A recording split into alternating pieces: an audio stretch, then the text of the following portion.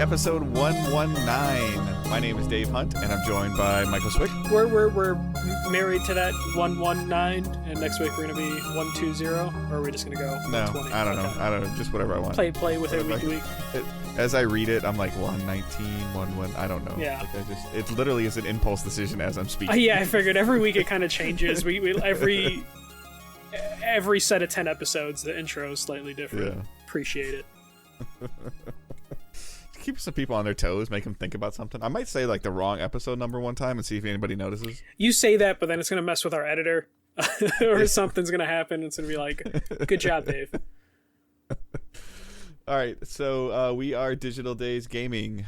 We are a weekly podcast that posts on podcast services every Thursday, 6 a.m. Eastern Time. We live stream the show on twitch.tv/Digital Days Gaming typically on Tuesday nights, anywhere between like 6 and 9 o'clock, depending on our schedules. But we've been pretty consistent with Tuesdays, so I can say Tuesday evenings. I can feel comfortable with that. Yeah. And now next week will be Monday Watch. Don't say that. Yeah, so there's a whole bunch of show links in the show notes. So you can go to our website, digitaldaysgaming.com. You can follow us on Twitch, follow us on YouTube, TikTok, all those things. If you can leave us reviews on your podcast service, if possible, that's extra helpful. And then just sharing the show, retweets and shares on Facebook are a little bit better than just liking something, just because if you share it, somebody else might see it that maybe has an interest in a video game podcast. They might listen to us. I don't know. So, all right. And we also have a Teesprings account, so you can check that out and see if you want a new shirt or hoodie. And that's all we have on there for now. We keep talking about adding more stuff, and we haven't done it, so I'm not going to say it. Yep. So, all right. Let's go into the news. Lighter week this week, but might be a shorter show. So. Yeah, the first bit of news, we have to mention this because I gave Sony so much shit for trying to do this last year, 2 years ago. Nintendo is closing their eShops for the Wii U and 3DS. Nintendo announced that they will close both of those shops by March 2023. To make it a little bit more difficult, you're no longer going to be able to purchase stuff with your credit card starting May 23rd, and then you won't be able to use eShop points past August 29th, or reload eShop points past August 29th. So it really closes in August. Yeah, because until then, you're fine. Nintendo did say for the foreseeable future, they will allow the ability to re-download purchased content even after the stores close. The keyword being there, foreseeable future, or foreseeable being the keyword there in terms of how long they'll keep that up.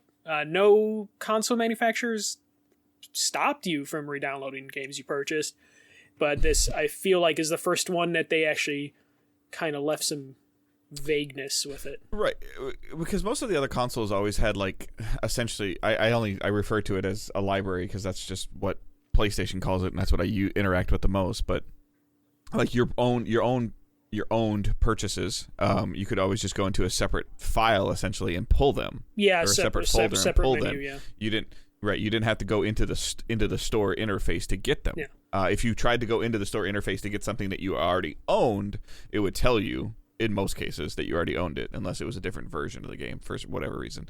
But it's super interesting that they're talking about that. And I don't know this, and this is just I just thought about this. You can't play Wii U games on anything else currently because of how they function. Well, they've been porting them as new releases on the Switch, but you can't put a disc in, obviously. But like I can't play Wind Waker if I own it digitally on the Wii U on my Switch. They made each virtual console separate from each other, even if they have the same games for the most part. Right. So even like if they closed the PS4 store, like as an example, and said, "Hey, we're just changing it to the PlayStation Store," and you buy whatever on there, and like I think that would be almost more acceptable. Like this is the same thing that they're having from the Vita. Yeah, or right now I think the Vita store is closed, but you can still access the Vita store technically through the PlayStation Store on the PS3. I think that's how that works now. Right, and then you just like USB your Vita to the PlayStation or whatever if you're downloading something. Yeah, exactly. Nintendo did put up a FAQ at one point. They deleted the post though when they asked about will they release virtual console games again in the future. They disappointed people to Nintendo Switch Online, the subscription service for that virtual console, which seems like that is their answer for this, in terms of like, yes, those virtual consoles will be closed forever, and we probably won't be bringing those virtual consoles back because the subscription model is so much more beneficial business-wise for them. So this effectively will kill the virtual console platforms. The WiiU eShop offered over 300 games on their virtual console, and I'm talking about like backwards compatible games or like re-releases of old games. And then Nintendo 3DS eShop offered around 191 eShop virtual console games. So there's just a lot of old stuff that Nintendo absolutely hates piracy, but they're kind of pushing people into like, hey, if you want to play these old games, we're not going to offer them anymore for you to play. But if you do anything else, we will come for your family. Yeah, and it's super interesting as well because like there's not another, you can't, if somebody for some reason gets a 3DS and wants to play an old game, like you can't. Like, I mean, you can. I guess you can go find the hardware, the physical cartridge, hopefully, and then hope it's not like tremendously marked up. You Which know, like the already store started like, before this announcement. Now after, it's going to get like even worse. Like the store is gone. Like this just seems weird, and I don't. I mean, obvious. I mean, Nintendo's gonna Nintendo like they have all the time, but I'm curious. Like, is there data showing that there's not enough people going on? You know, like, and then if there's enough backlash from it, like there was with the Vita, like, are they going to extend it? Are they going to change something? I don't think they are. No, they've Nintendo's closed. a stubborn company. They closed the Wii U one. There was people that complained, or not the Wii U one, the Wii one. People complained, and then Nintendo was like, "We don't give a shit," and then they kind of got away with it. What they will see is an increase in piracy on those platforms because it's very easy to crack either system, and if people want to play without a shop, then they're going to piracy them. Somebody's going to buy it just to break it. Yeah, so. And that's going to put Nintendo's lawyers to put more work in and win more lawsuits, which they've been winning. There's been news stories over the last like year or so of them being successful in all their cases, prosecuting pirates. So it's just going to push it into that. So we're probably going to hear more stories of Nintendo going after people, and we might end up finally seeing Nintendo lose a case where, a court system will eventually be like, well, you don't offer these games any other way. I don't know how well that will work, but there could be something that gets somewhat challenged of just like, you don't sell this anymore. Like people want to play it. They're going to find a way to play it. But right. Nintendo's not backing down from this though. PlayStation backed down, but Nintendo won't. And I don't think Microsoft's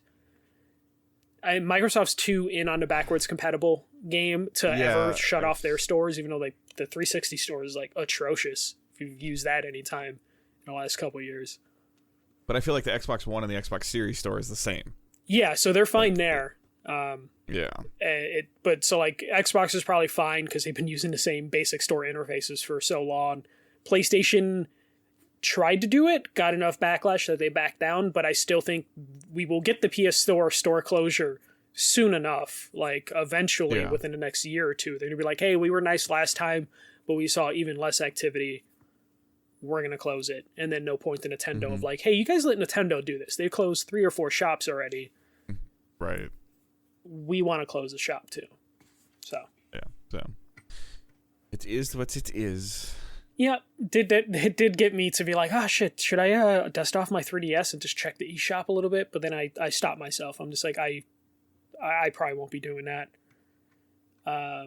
But let's move on to the next story. This is just a Dragon Age update from Jeff Grubb.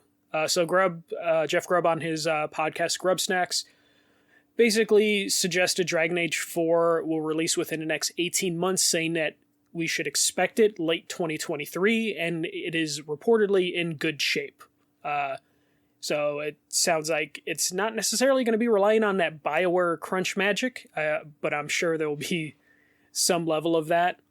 And then when asked about a Dragon Age Legendary Edition, he basically rebuffed the idea, saying that there are no plans right now.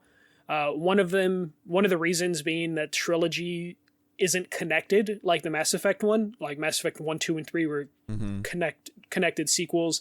Dragon Age, while sequels, they were completely different cast of characters outside of some like side characters.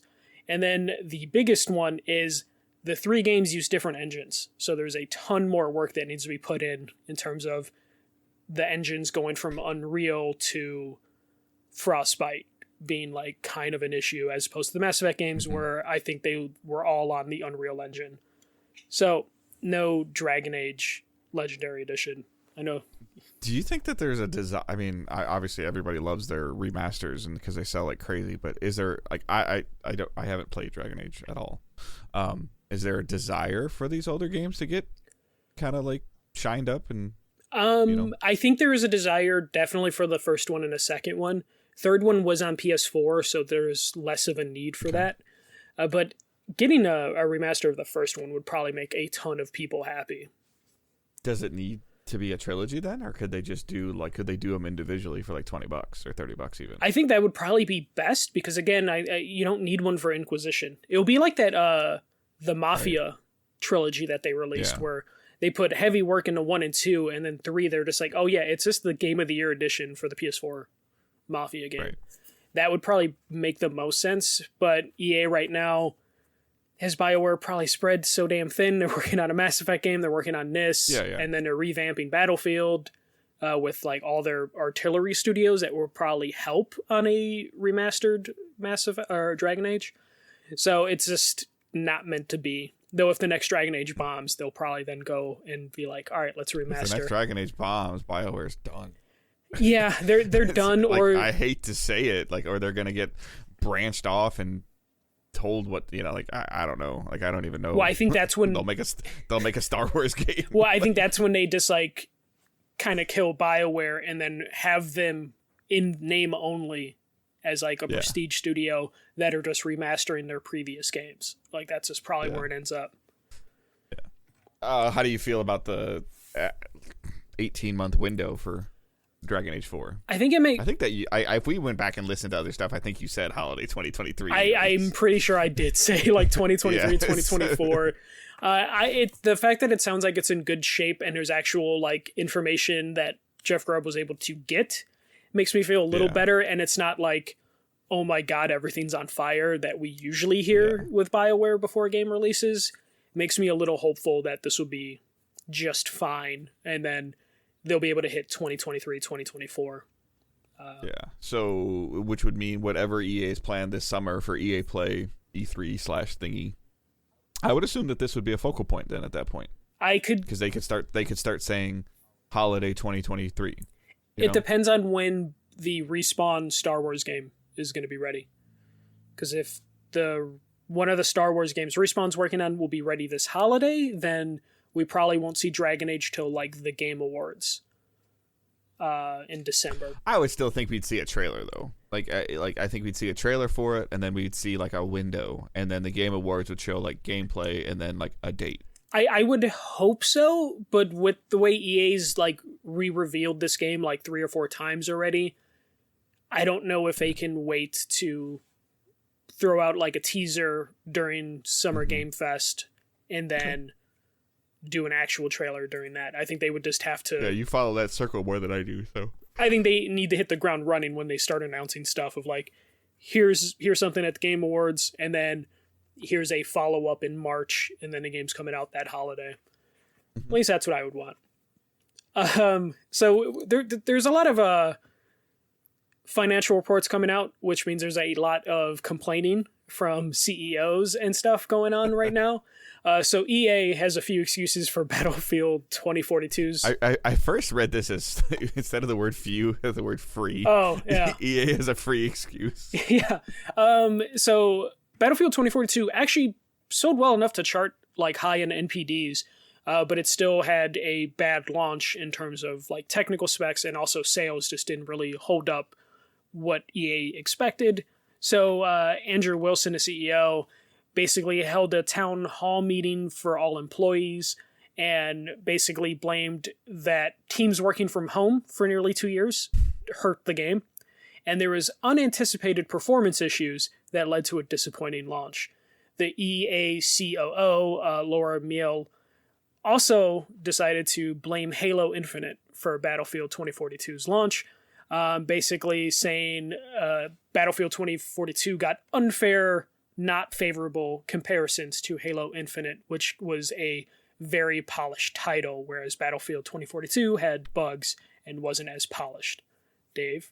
If Laura thinks that that Halo was a polished, finished piece, I'm really concerned about what the bar was for Battlefield. Well, yeah, because like Battlefield was like, was it like in December? They're like, yeah, we'll add scoreboards, and it's just like, well, excuse me, like, yeah. I mean, and at the time, Halo was in like early access beta, which I think they decided to do because Battlefield was struggling. I think they saw the numbers. This also just proves that sales are not the end all be all. Mm-hmm. Like your game can chart and it can sell well, and it can chart like I don't even know in the top 10 of NPD for the year.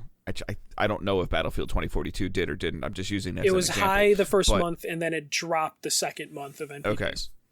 But it doesn't, like, the concern that I'm seeing now is that even the people that bought it aren't playing it. Yes. And like and so that means that as much as people hate the word, but you're not having any player engagement at all. You're not getting those microtransactions. People that bought it. Like, right. Or just regardless, you're just not getting them to sign on, like, and to work on things to then. Those are the people that still say, hey, it's better. Like, those are the friends that are in your ear of like me with Destiny, like, hey, it's good. Like, oh, it's in a bad spot, but I'm still messing with it. But like, no, it's good now. Like, you can do this. Oh, versus like coming in and being like, what the hell is going on?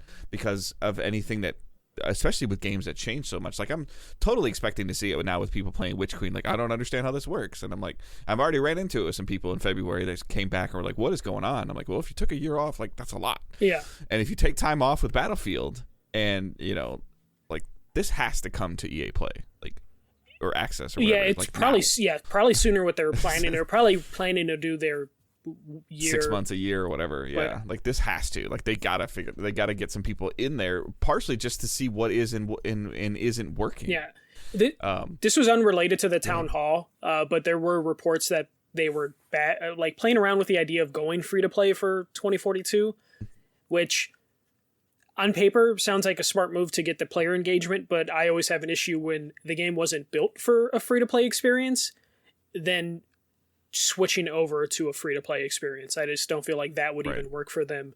But I can see them going that route if they have to, just because there also is like a stigma attached to if they just drop the price to $20. People are going to be like, why? I'm not paying for this $20 game. Right. So you'll have Anthem 2.0. Mm-hmm. They would have to avoid going, and then if they go to free to play and it's not a full like baked in free to play experience, that also looks bad on them, and they're trying to revamp this entire franchise with the next one. Yeah, like, so because they have EA Access or whatever you want to call it, I don't even know what it's called. I think it's EA Access. Play Access. Yeah, so like they should like just do it, and or put it on Game Pass, which is through EA Access, or give it away as a plus game. Mm-hmm. Like, work with Sony to do a plus game. Get people in this game playing it, so that then you can get even more tangible data that you can to make significant changes. Just sitting there throwing stuff and seeing if you can make it work isn't going to work if you don't have a player base at all. And it sounds like that's what they're trying to figure out right now. A good point was brought up. I forgot who mentioned this, but basically, because this was a town hall meeting, EA knew all this information was going to get out there. And I imagine they were hoping that this would like drum up some of the community to like kind of come in there.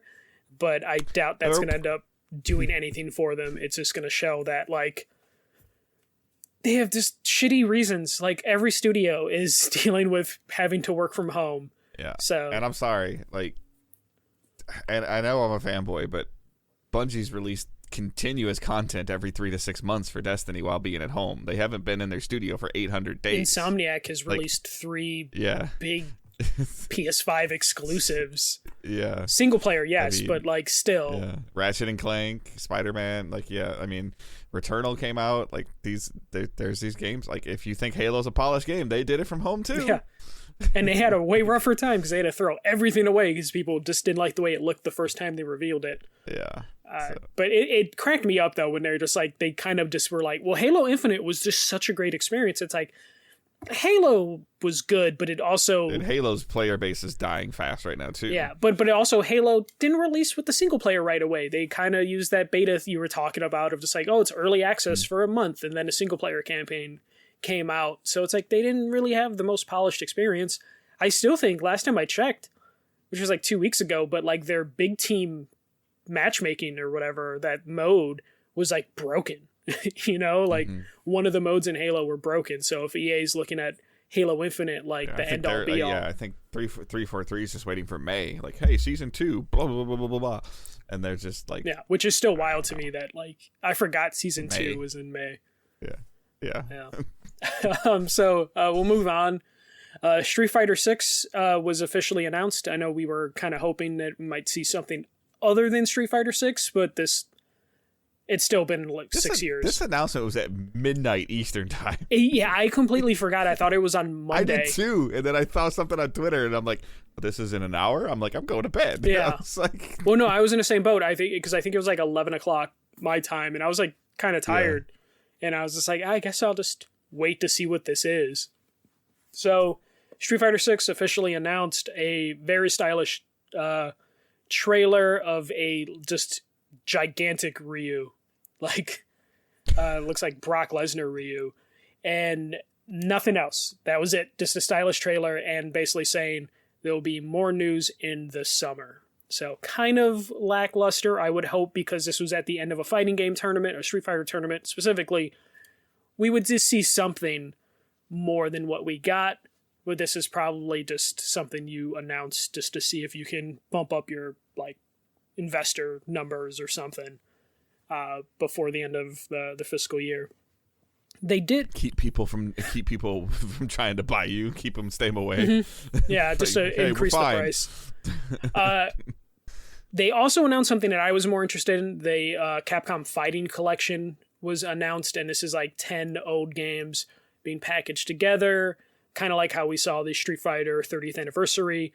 This was nice just because there's like some Darkstalkers games in there, some interesting... Which is a fighting game you were talking about. You're like, hey, can we get a new one? And you're like, and then I was like, I don't even know what that is. Yeah. But hey, at least you're getting something. Getting something, and it's just one of those things where me being a dumb consumer, I'm going to be like, okay, I have to buy this now, just in hopes that like there's someone who's tracking that data. Doing anything to it? Adding online play to all the games. I think there's going to be like a museum mode as well. They're just better resolution. But okay, it is at least getting up-res. Yeah. Okay. So very basic stuff, basically everything they did for the Street Fighter 30th anniversary, which was a good package. Yeah, and that's fine if you're going to release it at one one package of 10 games. Like it's not like it's 1 or 3. Like this is 10. Yes, like, and it's probably going to be $60, $70 or whatever. Yeah, it's going to be a full release coming to Xbox, PlayStation, and Switch. And but PC. It's 10 games. Oh yeah, it's like, 10 games. Tremendous value. It's going to have the music player that the 30th anniversary had, and it's going to be like 100 tracks because it's 10 games. So there's a ton of music in here, a gallery of like concept art and arcade art. So pretty cool. I also really like the cover good job, art. Capcom. Yeah, I was excited more about this than a Street Fighter reveal because there's at least gameplay of this. You know, they at least showed I think this was the plan. Like, I think that this game was supposed to be, this collection was going to be announced. And they're like, we got to do something else cooler. And they're like, okay, let's just, people know what's coming, but let's put a timer up there. Let's say Street Fighter 6, and then let's show this. Yeah, this was excited. This is already up for pre-order, so I'm sure like people jumped on it. And just talking to my friends that are into fighting games, they're in the same boat where they're like, well, I want another Darkstalkers. This is the best way for me to show Capcom I care. This fits like you and your friend's playstyle. Like this is totally something that you and your buddies, I think, would be Friday night, Saturday night over at your place, just kicking each other's butt for a couple hours drinking. Yeah, right? yeah. This would be perfect. Yeah. Like I just got to get some fight sticks or some game pads because I might pick it up on the Switch just because I kind of just like the box art on the Switch, or I might double dip because I'm crazy. I still think tangent. I think the Switch has the best case, like presentation of all the games. I don't know, something about the sleek case with the red like spine. Looks really nice. The largest case for the smallest cartridge. Yeah, I there's something about like Switch cases that I really liked. Where anytime there's a physical release, I'm just like, okay, this will probably play well just- enough on the Switch. Yeah, they just feel better Yeah. too. Like the cases, like actually, like they have some more substances to it. I don't have any PS5 cases because I can't. The PS5 and the PS4 cases It's have the PS4 is the blue. It's Yeah. the same blue, I think. they have the same issue though, where like half the time the disc just gets loose in the case, and it's just Yep. super Yeah. annoying. Switch cartridges ain't going Nope. nowhere when you put them in there. They're just fine. Sometimes they come with like really adorable manuals that are just like this tiny little like Yep. credit card size thing. I don't know. Really like the Switch, so I end up picking this up on the Switch, and then I'll probably get a digital download of the PS4 because I'm a sad weirdo. All right. Last story. I just put this on I here have not seen this yet. because it's just Square Enix being Square Enix. They are disappointed with the initial sales of Guardians of the Galaxy. So they said specifically the HD game sub-segment launched Marvel's Guardians of the Galaxy in Q3. Despite strong reviews, the game sales on launch undershot our initial expectations. They did follow this up, though, with however sales that we kicked off in November and continued into the new year have resulted in sales growth, and we intend to work to continue to expand sales to make up for the title's slow start. Dave, we kind of love when when Square Enix does Square. this with their Western developed games. So first of all, I think Square Enix has an unrealistic expectation of how much a game is going to sell within the first week. Especially Western developed games. Like when it's their Western For whatever developers. reason. And then I also feel like they have a really high expectation of however much goddamn money this Marvel contract cost them. Because I've only played like an hour of this game, but this was on your top 3 Yes. last year? Yeah. So this is a good game. This is a great game. There are plenty of people that are saying great things about Guardians of the Galaxy, enough that it's on my list, and I think it'll be March or April when I play it. I think. Also, I think it struggled with people being confused of, is this similar to Avengers? I don't want something else similar to Avengers, and it took some time for that to get out that it wasn't. Mm-hmm. And also it came in November was a terrible month to release this game.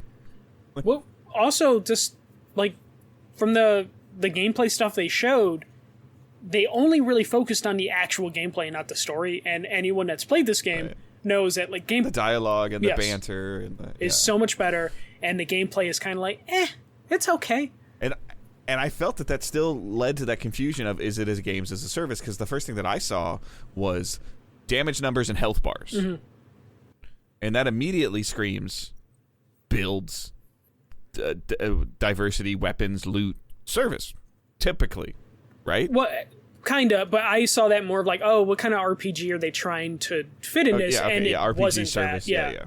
Right. But I can see that confusion, especially coming after the Avengers. But the thing that cracks me up about this is specifically... And the multiple characters. Yeah. Sorry. The different characters on the screen at the same time. So you saw 2, 3, 4 people on screen at the same time. You saw health bars. You saw damage numbers. Multiplayer, cooperative, Well, because when you saw it wasn't. Yeah. It was none of that. Yeah. When you see it, you're like, oh, co-op? And they're like, no. I'm like, oh, but you get to play as like Gamora and Drax. Like, no. It's only Quill, which they did show that in the first trailer.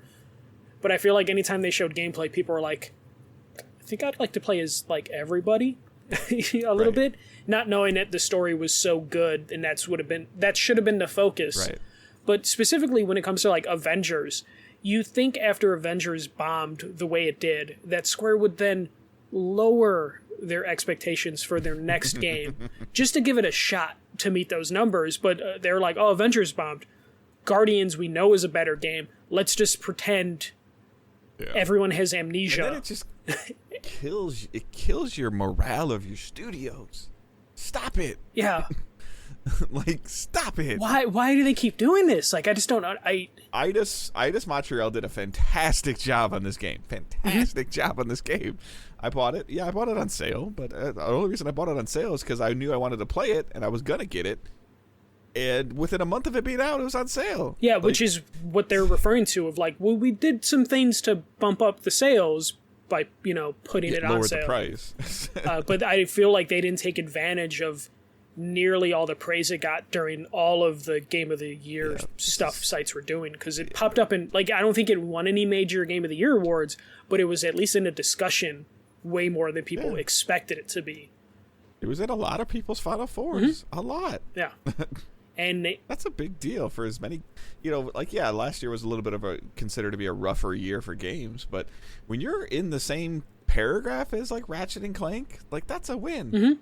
Like, if you're in the we gave Halo Infinite shit, but like when you're in the same conversation as Halo, Ratchet and Clank, and you're also a game that no one really expected much from you because the previous Square Enix Marvel game was bad. Whatever Marvel franchise Eidos Montreal gets to work on again, I'm probably gonna buy.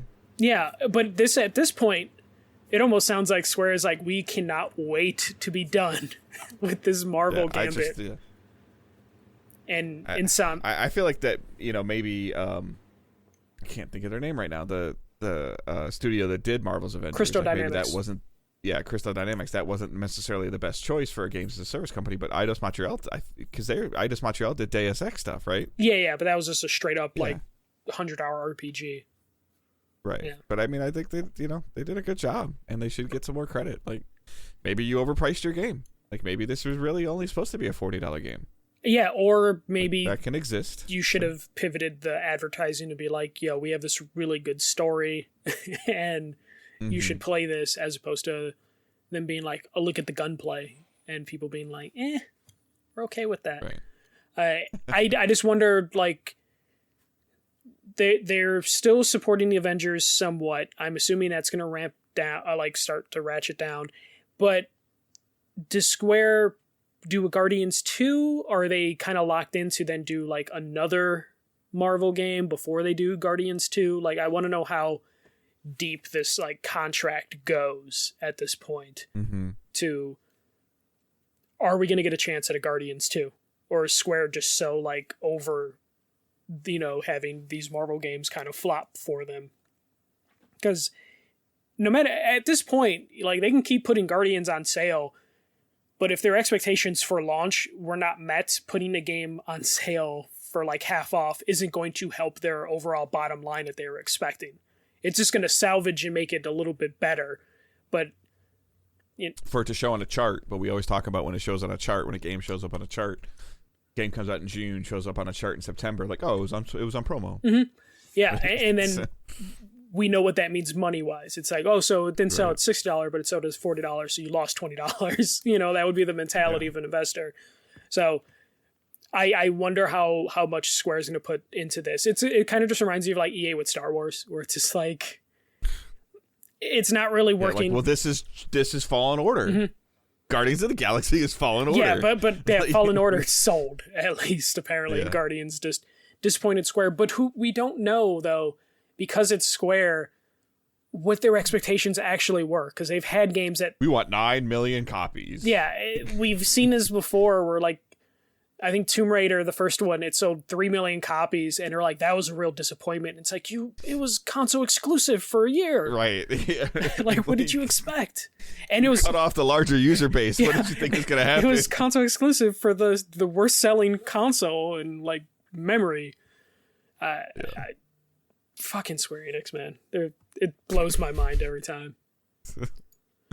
That's why you and I can never sit at a boardroom table. We get kicked out. Yeah, we'd be too frustrated. All right, so that's our news for the week. I don't believe anything has been delayed. So we'll jump right into what we're planning on watching. Talking to Michael earlier, I think both of ours are going to be a little short. So I had some housework going on a lot this week, getting some stuff cleaned up again. I did tons as the 6-month decluttering of the house has been continuing. We got a lot of clutter out though, so it was good. And then getting ready to change stores, like I had mentioned. So that's, I actually don't like knowing about it as far in advance as I do. I have a hard time at my store right now. Like, I don't care. I care, but I don't. And then playing, so I messed around just a little bit more with Frozen Wilds. It's not grabbing me as much as I want to, but I will go back to it, Horizon Frozen Wilds, before I go into Forbidden West, just to make sure that I'm like fresh with the story and everything, in case there's something referenced in Frozen Wilds that's needed or referenced in Forbidden West. I'm hearing some really, really good things about Forbidden West outside of reviews. So that's good. I'm also hearing it's much bigger, which is terrifying. So, and then I did start Destiny Witch Queen today. Server issues were minimal, about an hour, and most people were in about 10 or 15 minutes. And then if you tried to get in like a little after launch like I did, then you had about an hour wait. But did you disconnect before starting this podcast? I did, and I realized that probably might have been a mistake, but it is what it is. So usually the initial bump is gone or whatever. Who knows? But anyway, if I didn't disconnect, I think it was going to disconnect me. Just give it to Owen. Just tell him, just move this analog stick every 10 minutes. That's what we had to do for Final Fantasy. Yeah, I know. Just put the little bird thing to hit the X button. Have him jump. It's so far like there's some really interesting storytelling. They're doing a better job of like Michael has mentioned for years. I think they're doing a little bit better job of presenting the lore in the game. So like they're showing it whether it's in a quick cutscene or in dialogue as you're in the missions. It has a legendary campaign mode which feels super rewarding. I'm purposely trying to play it on solo to see how far I can get until I get frustrated. Just because I'm enjoying the slightly harder experience. Typically in the campaigns, I've always just snowballed through them, and not really cared. And my goal was to kind of just get through the campaign as fast as possible. But it looks like early on that they're trying to tell a really cool story. And it seems like it might be something there with some dialogue and some moving back and forth. And there's twists and things that are happening, and I'm very interested to see how this goes. I also don't, but at the same time, I don't want it to be too long because if you do something a campaign that's too long, you start to lose your player base of like, oh, just get through the campaign and you can play with us, or we can do the raid. And they are rewarding you for completing the legendary campaign with like high numbered power level stat gear. But if the campaign ends up being, as much as I hate to say it, a 12 or 15 hour campaign, like that's not going to be like, I just want to get to the fun stuff with the guys, like with the group, and you have to go through a 12 or 15 hour thing to do that. That's not good. So that balance is in there. Like hopefully it's around the 8 hour port. Maybe for me 10 or 12 because I'm playing it on the harder difficulty and I'm playing it solo. But so far I am enjoying it, and it seems like it's solid. The weapon crafting it's still very new for me right now, and I'm still trying to figure it out. I'm getting weapons to drop with the special border on it where I can start pulling perks out, but the weapon crafting looks a little overwhelming currently. And I haven't messed with it too long, but the new weapon, the glaive, which is like a projectile sword, shield, melee weapon, sucks. So like, you know how Destiny's added bows over the years? This is a glaive, which is a first-person projectile weapon. Like, it's kind of hard to explain what it is, but you can hit people with the bottom of it, and you can hit them with the front of it, and you can also shoot it. But so far, early on, it's not very good. So that's where I'm at with that. And then we did, over the weekend, my wife and I went and saw the Uncharted movie. Have you seen it yet? No, I almost did, but I was like, I don't want to do that to myself. Like, even if it's good, I thought it was solid. Like, I thought it was solid. Like, if you played the games, there's some cool things in the games that'll show it to you. There's some things that are progressing through. Like, there's stuff from all 4 games, all over. So, and the banter between Holland and Wahlberg is solid. The relationship there is solid, and there is a little bit of a problem. I don't feel like Wahlberg has the Sully presence that we've been used to over the last 4 games. But I feel like Holland did a very good job playing Nathan Drake. Yeah, Tom Holland's kind of hitting that point with me where I feel like I see him too much, even though he only really does Spider-Man and like the Chris Pratt level. Yeah, where I just see him just a little too much, and he kind of just plays the same character, it seems, and I'm just like, I don't know. I will see the movie eventually. He does a pretty good job with this, though. Yeah. He does really a pretty good job with this. There's a couple, like, I'm sure I missed some, but there was a couple cool, quick Easter eggs of things that if you like, even players that maybe played the games wouldn't catch. But you know, there's some cool stuff in the movie, Easter egg wise, and it's good. It's good. Like, I was pleasantly surprised. I went in with minimal expectation of like, okay, this is a video game movie, and I came out of there like, okay, that's good. They're teasing I feel like they're teasing a second movie, and money-wise, it's doing great. Yeah. Like, fantastic. And it hasn't even come out in Asia yet, or China. Yeah, and that's always tricky on, like, will it actually? Because they last second, they'll pull movies from that region. Yeah, so if it's doing great without it, and then if it does come out, like, that's just huge money for them. That's just like icing on the cake. That's like another layer of icing on top of an already really good cake. So, but I really enjoyed it. So if you're on the fence about it, like, go see it. I don't know. I can't give the perspective. I haven't had a chance to talk to somebody that's seen it that maybe hasn't played the games yet, so I can't give that perspective. Angela has watched me play all of the games, so it wasn't like her leaning over in the middle of the movie like, what's going on? Yeah. Like, there was nothing like that happening, so I was happy with it. Yeah, that's pretty much it for playing and watching for me. So. Well, for me, I've been doing some certification stuff, so I've been just a little distracted from actually getting game time in.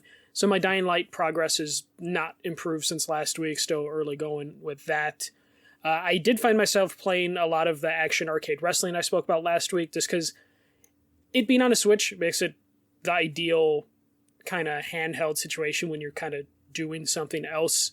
To where I was watching All-Star Weekend for the NBA, so just having arcade wrestling. Why? I really like the 3-point contest, which was good.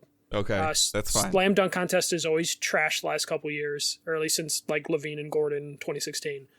Which I agree with everyone. They should probably make the 3-point contest the show and the main event for Saturday. And then I do like the All-Star game. I do like the format that they have for the actual All-Star game. Explain that again, because I know that like the first 3 quarters almost don't matter, and then whatever the score is, they add 24, and whoever gets to that number wins. Yes. So it just adds like a little. Essentially, whoever scores 24 points first in the fourth quarter wins. Well, it also depends on like what's the difference between the teams as well, because you might have a team that's down 10. So they have to score 34 points to win, and they turn off the clock. Like there's just a shot clock. So if Team LeBron had 200 points going into the fourth quarter, their goal is to get to 224. Yes, and then if Durant was at 190, if Team Durant team at 190, they got to get to 224. Yeah, they would have to get 34 points. Okay. So that's an honor of Kobe Bryant. Yes, and they renamed the MVP trophy the Kobe Bryant trophy. Yeah. So I like that aspect of the game. It makes it just a little bit more exciting, though. To your point, the first 3 quarters feel like they don't really matter. But they're having fun then. Yeah, I mean, and then they play ball. Yeah, and then like you saw that like they put in rotations that could win. Steph Curry was just like out of his mind, like with 15 threes. 16 3-pointers. So like our action arcade like wrestling is really good in a situation because that doesn't have like a story or anything. It's just exhibition matches. So while I'm watching an exhibition game that I have to pay attention to, I can just have a match. Especially there's still a ton of commercials, so it's just like, okay, cool, I'm just gonna mess around with the mechanics of this fighting game, wrestling game, and watch the All-Star game as it gets better as time goes on. So still enjoying that. I've talked myself into trying to get the platinum for Sifu because I'm really liking this game, like way more than I expected to like this game. I don't think I'm going to get the platinum because one of the trophy that's going to be impossible for me is beating the game under 25. I barely was able to get the trophy where you beat the game under 50, and I was 49 years old. So I need to figure out the mechanics. It's only 24 more years to shave. You'll be all right. Well, that's kind of the fun aspect of it is you go into an area, I'm just like, okay, let me see if I can cut like 5 years off this one. And just going into each area being like, okay, I made it to the first area without dying. So I'm 20 going into the second area, get out of the second area, and I'm 23. And I'm like, shit, that's not good enough. Let me just go back and see what I can improve. The only good thing is it's a good way to grind to get different moves unlocked to where I almost have all the moves unlocked. So now it's just going to be awesome. You know, as soon as I unlock all the moves, it's going to come down to like just my skill level at the game in general. Yeah, well, your skill level and your perseverance. Yeah. Your willingness to like keep trying. So I got to determine if I'm willing to just stop where I'm at now, like one trophy short, or if I'm just going to just keep grinding any day off I have. Yeah, somebody should look up the trophy data and be like, Michael, there's only like 19 people that have it. It's like, 3.7% that have the... oh, really? That's pretty good, actually. Especially where this game was... Yeah, you just suck. Well, it's funny though because like before the game came out and I was looking at where reviewers were just beating the bosses, I was like, oh my god, the reviewers don't know what the fuck they're doing. And those numbers have improved now that the actual public is playing the game, and just seeing those percentages increase over time, and I'm just like, shit, I'm just not good at this game anymore. While when I was comparing myself to the other reviewers, it was like, holy shit, I'm really good at this game. And now it's in the general public. I'm like, fuck, I'm really mediocre at this game. But you're having fun. That's the part that matters the most. Yeah. So I'm just kind of grinding away in that. And then Uncharted 3, almost done with that. I'm like 80% of the way through that game. You gotta go see the movie after you beat all the games. Yeah, I probably will, but hopefully it'll just be available to stream at that point. And I'll pay a premium just to stream it. But it's funny, like, Uncharted 3, I talked about this like 2 weeks ago. It was my least favorite game, but the more I progressed through it, I'm just like, shit, this is actually pretty solid, to where I'm just like, I'm kind of going to reorganize my list. It's still Uncharted 2 number 1, but now it's like, oh, 2's the best, yeah. It's like, oh, maybe it's 4. One did not age well. And that's my thing. One where did like not age well. 1 was above 3 on my list, and now I'm just like, okay, actually, 1's at the bottom now until I play Golden Abyss. Yeah, it's for me, right off the top of my head, it's 2, 4, 3, 1. And that's basically where my list is gonna end up probably at the end of it. Because man, even 2, like towards the end of 2, I was like, man, 2 is still one of the greatest games ever. And then I get towards the end of 2, I'm like, fuck, I hate this ending. But it's still better than like 4, which didn't have any bullshit, but was just too long. So I have a full opinion. Oh, but if we include Lost Legacy, it's probably 2, Lost Legacy, 4, in terms of my order of them, because I really like Lost Legacy. Yeah, I gotta mess with Lost Legacy. So that is pretty much it. Just those games, All-Star Break. Also, I watched All-Star Break because there was 2 bulls in it, and there hasn't been 2 bulls in an All-Star game in quite a while. Jordan and Pippen. Yeah, so I'm just like, let me enjoy this.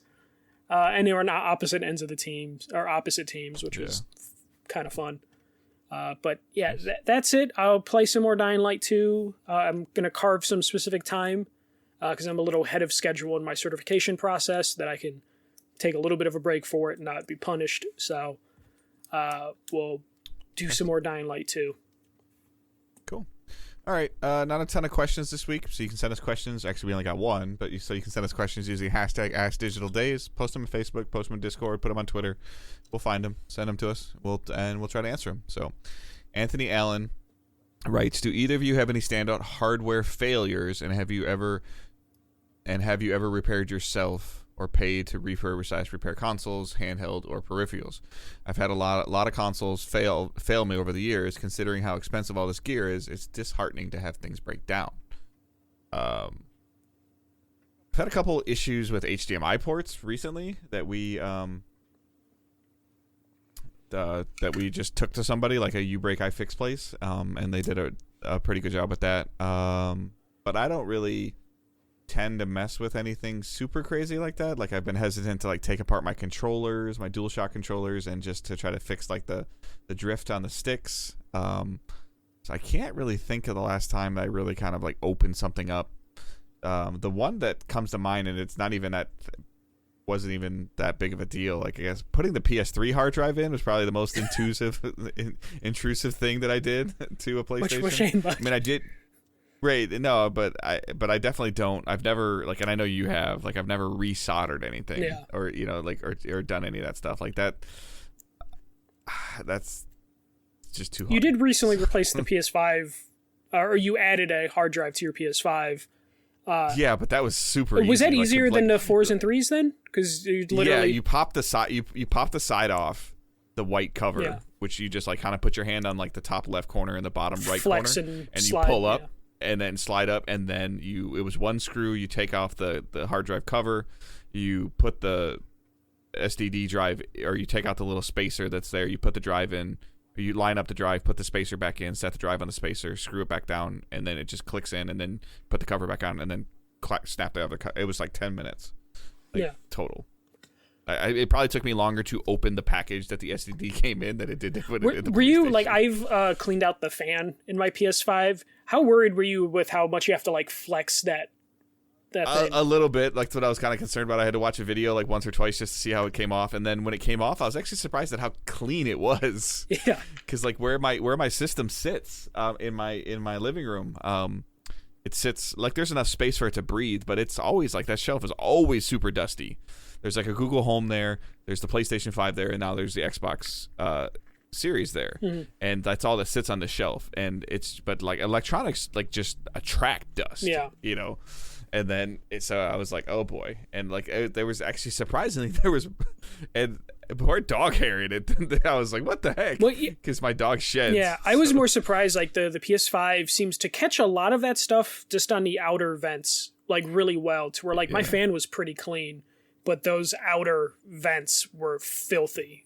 So I was kind of impressed with how. Yeah, my outer vents aren't that bad actually either. So I have cats, so like that cat hair, I guess, is just thick enough that it got stuck on the outer vents, as opposed to the dog hair was able to just get. And it wasn't even that much dog hair. I wasn't like, oh my gosh, you know. So.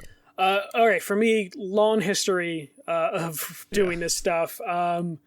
So I have revived a yellow light PlayStation, but not for long. So I did the thing where you replace the thermal paste, and that temporarily helped. So I had a PS3 that would instantly yellow light, and doing the thermal paste and cleanup was able to get me to where I was able to turn it on for a couple months where it worked, and then it eventually started yellow light again. You kind of have to reflow. There's also let's say NEC capacitors. You have to rip those off and then solder new ones. But when I mean rip them off, I don't mean desoldering. I mean like literally peel like an onion a capacitor, which is like something. Yeah, and I'm just so scared to do like permanent damage to something like that. I'd rather just pay somebody.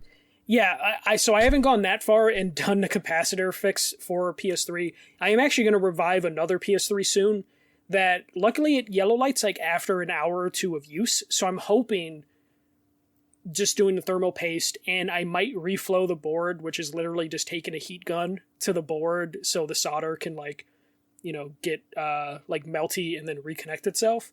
So I am going to be trying that very soon. Hopefully that will go better than the previous yellow light, which again was instantly yellow lighting, and the fix only revived it for a little bit.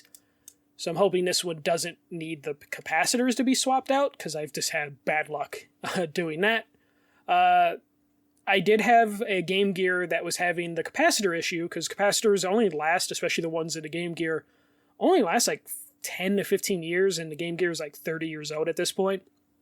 So went through the process of replacing every capacitor, because it's hard to tell which ones leaked and which ones didn't, and I had it open, so I'm like, let me just change all 20 of these capacitors, because it'd be stupid if I changed 5 of the leaky ones only for the other ones to leak later.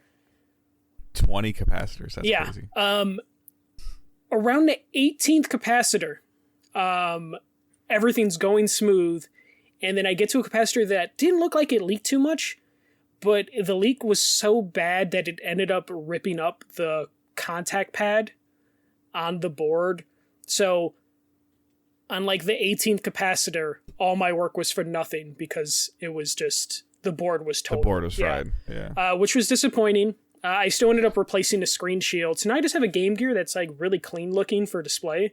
Because my soldering skills are really rusty. I took a class in high school and then didn't solder for like 15 years. So well, not 15 years. 10th anniversary was like 2 years. Whatever. I'm old. Like 12, 13 years. So I don't know if I have enough confidence in my ability to like figure out how to fix the contact pads on that board. I know the process, but I just don't know if it'll be worth it for this Game Gear, because I don't know what damage that capacitor did to the board overall, even if I replaced the contact pad. But that's my experience. I would never pay to get stuff fixed, just because I dislike tinkering with stuff. But that's just in my like nature with stuff. Unless it was like I had a TV break, I didn't want to fix that. I paid someone to fix the TV, because I'm just like, I'm not opening this up and then having this like 50-inch screen break on me or something. But if it's something small electronics, I'll at least give it a shot. Like I'm going to try and revive some like DS SPs soon, or not DS, nice. Game Boy SPs. So I like doing that. My success rate isn't very good though. And that's why I don't like doing it, because if I spend a significant amount of time, my success rate isn't good. I don't handle it well. If it's already broken though, I'm just like, what's the worst that can happen? But if I'm trying to fix something, it's because I want it. Like, my stuff is most of my stuff is like, oh, this Game Gear is just going to be in a drawer. Let me just try and fix it. Same thing with the Game Boys. Yeah. All right, I guess we can try this with you because I think Angela might be fascinated. So, what is your favorite cookie? Oh, I'll just answer. Chocolate chip is my favorite. She does say, why is it oatmeal raisin? I will say oatmeal cookies are fine. They're okay. Oh, okay. I can't. Do you like Girl Scout cookies? Because that's kind of the season. I like the shortbread ones a lot. So I like those. But when it comes to like oatmeal cookies, I feel like you can't like binge eat them like chocolate chips or whatever. You can have like one oatmeal cookie and then that's kind of it. Yeah, do you like oatmeal cookies or do you like oatmeal raisin cookies, or do you classify them as the same thing? I don't like raisin cookies. I just like straight up oatmeal cookies. But that's pretty much it for cookies. Chocolate chip and then like the shortbread Girl Scout cookies are probably the best. Oreos are okay too, but I get kind of same thing with the oatmeal one. After a couple Oreos, I get kind of disgusted by them and don't want to see them for a while. But Chip Ahoy's. But about to say, if you're in the grocery store and Chips Ahoy's are on sale, you're buying them. Yeah, and they're gone within like 2-3 days. Okay. All right. So again, you can send us questions using hashtag AskDigitalDays. What the fuck?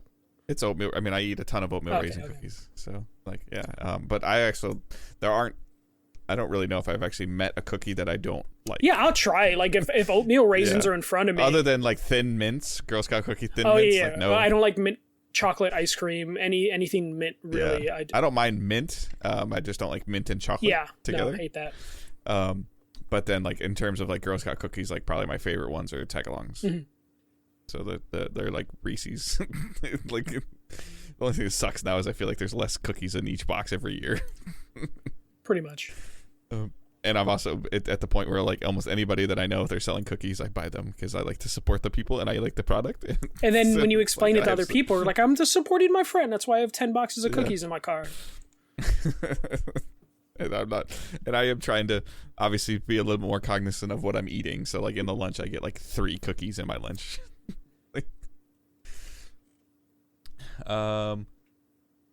Yeah, and I do eat a lot of cookies. Like I can eat an entire sleeve of Oreos. So just like in a sitting. I could do that, but then I can't touch them for like a month. Like, oh, I could do it every day. No. All right, so that's our show for today, for the week. So thank you guys so much for hanging out in the Twitch chat and for listening. And if, as always, you can send us the questions. You can send us feedback. You can check out the Facebook group, the Discord server. We've got a Patreon, patreon.com/digitaldaysgaming, where there's like a $1 chip jar, $3 Discord access, $5 gets you the podcast a day early, so you get it Wednesday morning instead of Thursday morning, and then $7 gets you the monthly bonus episode. It is almost the end of February, so we need to figure something out. I was hoping we could do Uncharted, but no. So maybe April. But we'll see. So as always, send us suggestions for Patreon episodes. Yeah, next week, Dying Light 2 conversation. Yeah, I'll be more into Dying Light 2. I'm sure you'll be finished with Witch Queen and complaining about it being too short or too long. I don't know what I want from it, actually. I know. That's what I'm saying. We'll just figure out next week. Yeah, I'll be curious, because like I said before, like the reward they're giving you for completing it actually makes me want to think about using the second and third characters to get stuff if there's other things, if it can help me, however crafting works, if it's like, if I can work on leveling up my weapons for crafting with my other character while playing the campaign to get the gear that I need. You know, like there's this huge loop that's like not connected yet, and if it's a long campaign, like I'm not doing the second and third characters. I don't care what you're giving me. Like, so it's just an interesting dynamic. It seemed like there was a lot of people playing it, so we'll see. It's, if you want me to stream it, let me know. Typically what I've determined is that when I stream Destiny 2, I don't get a lot of views or interactions, which is fine. Everybody's on their own watches or enjoys what they want to enjoy or don't want to enjoy, or the people that I think would watch me play Destiny 2 would just play it with me. Yeah, they're all in the party chat. Yeah, so like that's fine. But if it's something you want to see, just let me know and I'll be happy to stream it. So other than that, I hope everyone has a great week. Keep moving forward. Don't be a dick. See ya.